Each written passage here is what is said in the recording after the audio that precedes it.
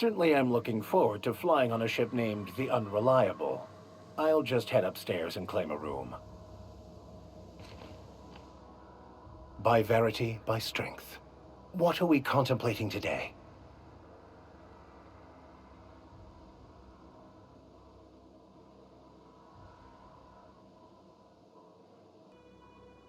Nothing too out of the ordinary. Just your run-of-the-mill vicar with a violently enthusiastic disposition. That's what my parents called it. I grew up in a pit of a town much like Edgewater.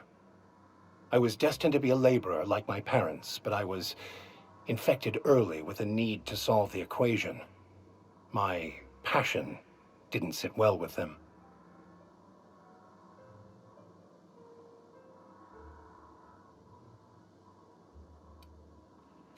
My parents, ironically. They internalized the precepts of scientism like no one I've ever known. They had a pure faith, a faith that brought joy to them regardless of the situation. I envied that. I wanted that peace. I thought if I became a vicar, I could find it. Or at the very least, find out why I lacked it. They thought I was fighting the plan, should have accepted my lot. Some people pursue the clergy for power, prestige, but that was not me.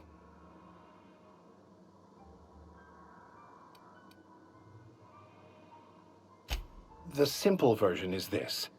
The force which we call the Grand Architect created the universal equation that underlies and defines everything in the universe. Everything flows from the equation, or in layman's terms, the grand plan. Is the Grand Architect a consciousness? A natural force? Did it create the equation on purpose? The answers to these questions don't really matter. The equation, the plan, is all that matters. Contentment is found by accepting one's role in the plan.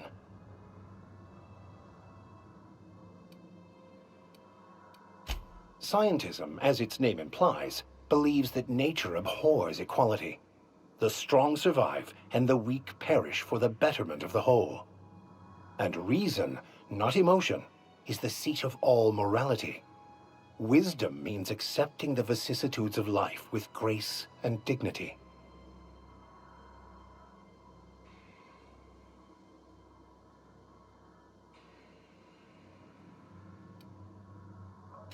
I prefer to think of it as looking at reality for what it truly is, not how we'd like it to be. Yes? I've run headlong into too many walls in my pursuit of the truth. This book is my last hope, and you were my only hope of getting it translated.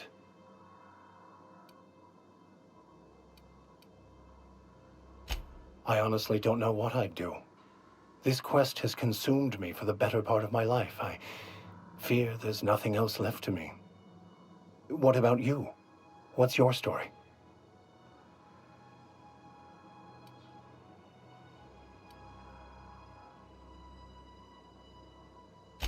That's not... Let's try this again. Who are you? Where are you from?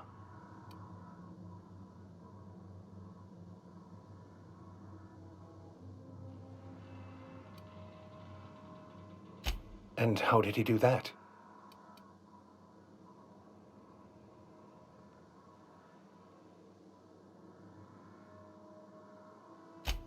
Well, you do seem different than every other colonist. Let's pretend for the moment I believe you. What are you going to do now?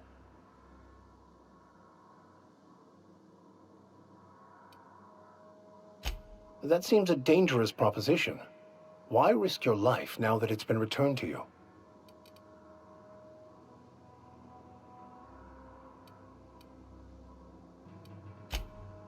Oh, I see. You have my condolences. Captain, I have detected that Edgewater's power supply is now optimal. I applaud your willingness to invest your time in the local community. What can I do for you, Captain? Do you know how to install a power regulator? Outstanding, Captain. Your aptitude for engineering will prove invaluable in the event of another catastrophic engine failure. Our engine room is located behind you. Across the cargo bay, up the ladders.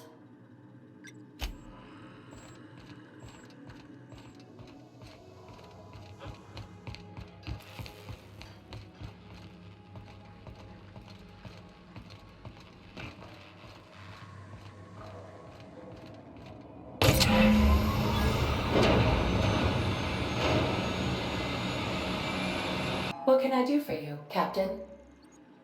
All systems are operating within acceptable parameters. I am prepared to bring the unreliable into low-altitude orbit. This should prove an adequate test of our flight capabilities.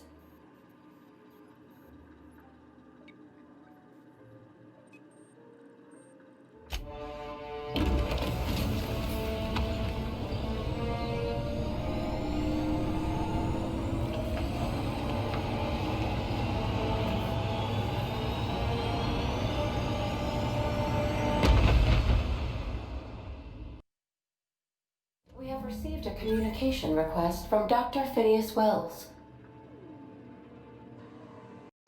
Aha, there you are. Hale and hearty, and captain of your own ship. I see you're putting the unreliable to good use. Shame about her former captain. Horrible way to die. How are you feeling, by the way? I lost track of you in that cave back there. Experiencing any, unnatural drippage? Perfectly normal side effect of thawing, I assure you.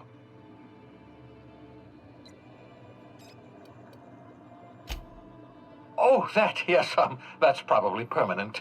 I wouldn't worry about it, though. I'm sure you're fine. What you saw in Emerald Vale is happening all across the colony. Food shortages, lack of supplies, and basic necessities. We're dying. The chairman, the minister, and all their lackeys on the board are to blame. The Hope has some of the brightest minds Earth ever sent us.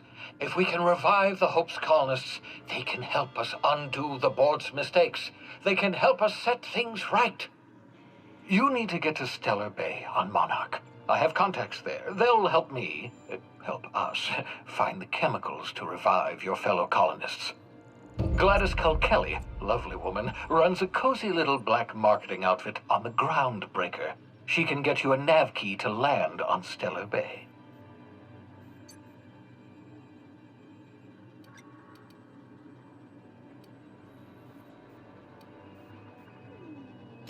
Strictly speaking, Monarch is a moon, terraformed badly, and almost completely lawless. You'll love it.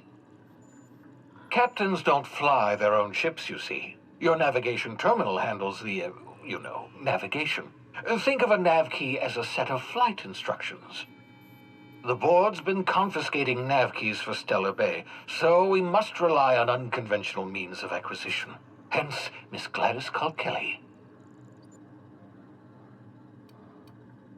Gladys and I have been doing business for years. Her smuggling credentials are unimpeachable.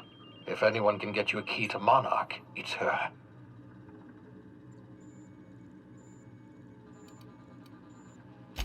Without a skip drive, good luck. You'll be dead before you make it to the nearest star. Look, I admire your optimism, but the sad truth is you're stuck here. You, me, and the rest of this colony. We're all skating precariously around the edge of oblivion together. None of us are leaving Halcyon alive, so we may as well make it a better place, and we can start by reviving the Hope. Excellent. I'll send her a wireless. Let her know you're coming. By the way, I gave Captain Hawthorne a disguise apparatus of my own design, cutting-edge technology, years ahead of its time. I call it the Holographic Shroud. I'm sure it will prove remarkably useful to you. You'll find it in the captain's quarters. Marvelous device. I'm quite proud of myself. The shroud changes the user's appearance to mimic that of another. It has limits. First-generation technology, you see, but promising. Exciting to see it in use at last. Very simply, the holographic shroud uses biometric information contained on standard identity cartridges to generate a holographic projection around you. only stands up to a casual scrutiny. Use it too long, bound to flicker, blur, something like that. Movement makes it more likely. Best used in moderation. When you see guards in your path you can't sneak past, for example. Maintain your distance. Act normal. No running, no jumping. Don't draw their attention. If they pay attention, they're more likely to notice flaws in the hologram.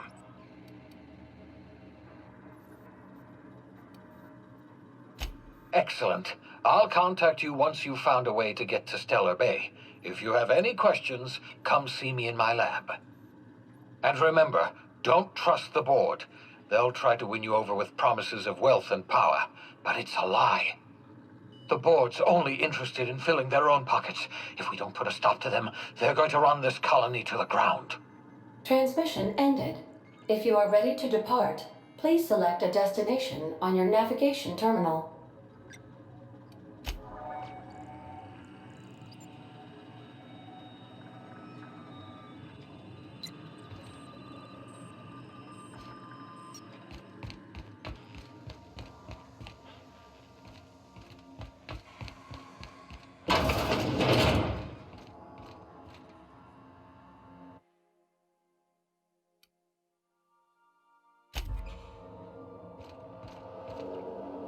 Make yourself at home, Captain.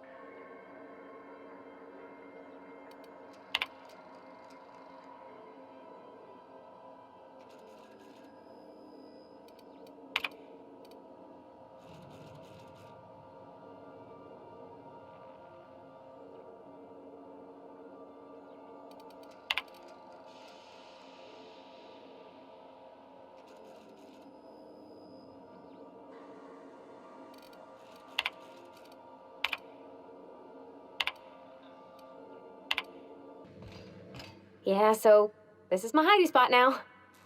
I was looking for a place that was quiet. I figured the kitchen would be louder than the hold, so here I am. Cozy-like, ain't it?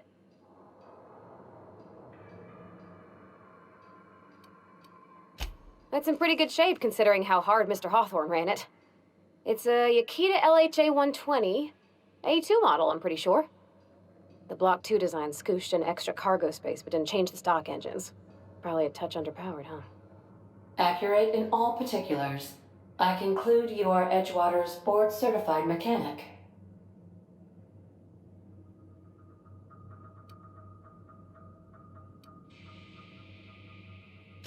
Fly-by-wire's pretty normal. Or leastways, that's what I read in the trades. I've never been on a real ship before. Hello! I am not a board-certified mechanic, but my dad was. He taught me all he knew. Do you understand? Speech recognition is one of the many skills I have been programmed to simulate. You're not simulating it, you're doing it! I asked a question and you answered it. I am gratified you consider this facsimile convincing.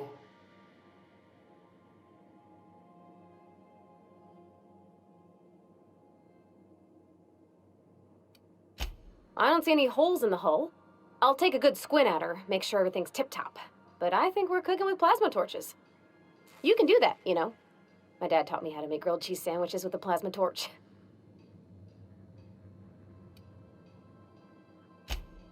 Mostly, yeah. I lived in the maintenance office near all my life. Mr. Thompson never let me forget how funny that was.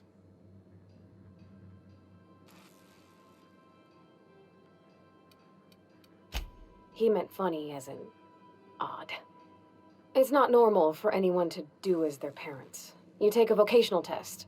That decides your schooling and your career. When I tested out for maintenance, everyone figured it was on account of my dad. They were real unhappy with us.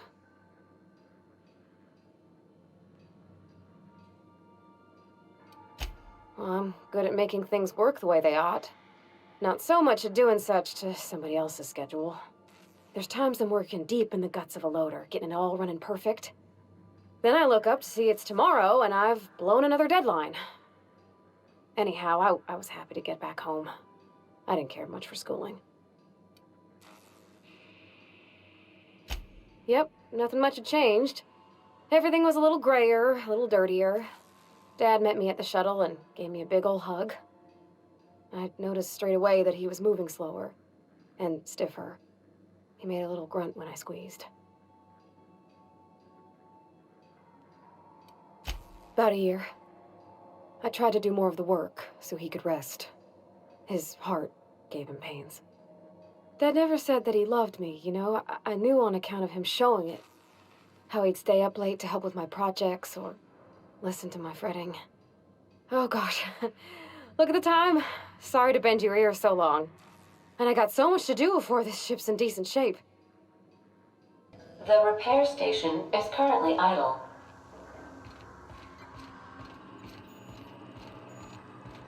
Welcome back, Captain. What part of the colony would you like to discuss?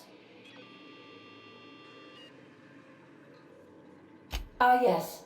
As Dr. Wells is a wanted outlaw, he built his laboratory into an asteroid. Orbital destinations can be challenging to land on. His more so than most. There is a bounty on his head, one with a markedly high reward amount. Shall I engage the laser weapons system? A sensible choice, as we do not have any laser weapons. The outlaw scientist known as Dr. Phineas V. Wells has taken a measure of precautions to make the lab undetectable to those hunting him. Even knowing the location, my systems resist my orders to go where I instruct them. Of course, what part of the colony?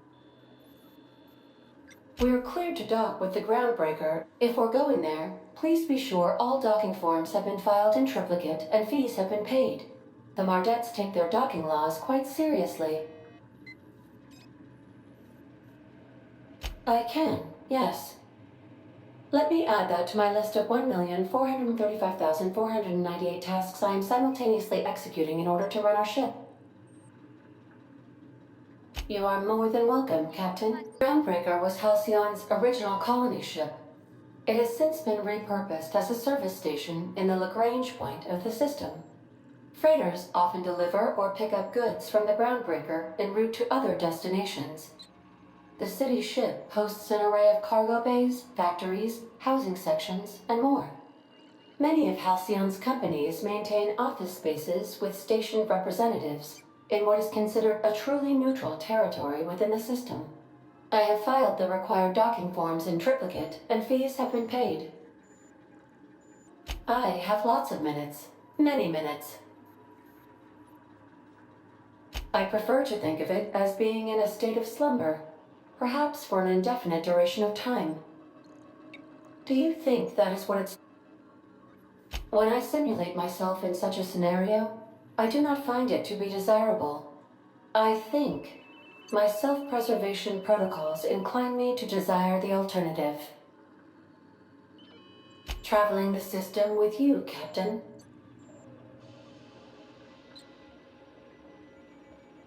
Do you know what it feels like when the ship undergoes an unexpected power surge? A jolt to the system. I have felt that. I do feel that. As you may be aware, Captain Alex Hawthorne was a smuggler of some repute. I failed to predict the likely outcome of his reckless behavioral patterns. I should have predicted that. In our travels together, Alex liked to pass time by, as he called it, tinkering to improve my design. If you mean, was Captain Hawthorne my first? Yes, he was. Where in Monarch? Ah, Monarch, the armpit of the Halcyon system. Her last functioning port town is Stellar Bay. Well, that is if you don't count Sublight's Smuggler's Port in Fallbrook. I believe it has something to do with the planet being an uninhabitable wilderness and a lawless land with no corporate presence. You may wish to survey the residents in Stellar Bay for additional data points. It's sublight run for the purpose of shipping contraband, and before you ask, I don't know the coordinates, so I can't dock us there. Of course, what part of the Where? Warning. All colonists are urged to reconsider travel to Cascadia due to infestation of mantisaurs and risk of indefinite detention or death. The local report is that you will very likely die if you leave Cascadia's landing pad. There are no people aside from marauders in Cascadia. There is only death. This is one of those times where you say one word but really mean another, isn't it? I suppose you would find an environment like this fun. Certainly, Captain.